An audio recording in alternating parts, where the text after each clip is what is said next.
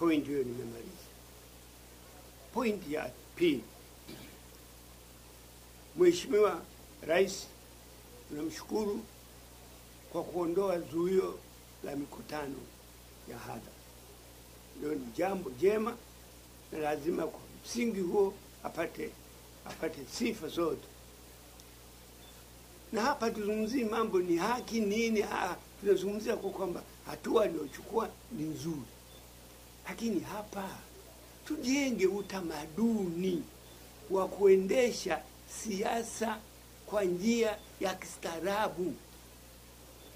Tangu tumeingia katika mambo ya siasa UDP, na ndio maana watu tunasalimia namna gani? UDP, upendo, na upendo daima pamoja. Ndio ufupi wa UDP, upendo daima pamoja. Ukishakuwa unakubali falsafa hiyo, ndio lazima ukubali katika upendo daima pamoja kuwa na upinzani, si wadui. Kutofautiana sio uadui. Sisi tunaamini, kizungu anasema unity in diversity.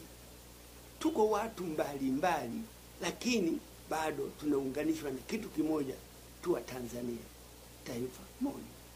Kwa hiyo ni vizuri tukapendana, ni vizuri tukatengeneza utamaduni wa siasa za kistaarabu.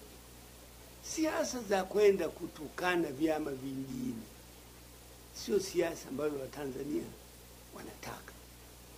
Siasa ya kwenda kutukana viongozi waliopita, kila kiongozi ambaye amekuwa rais ameisukuma Tanzania mpaka mahali fulani, apewe heshima yake.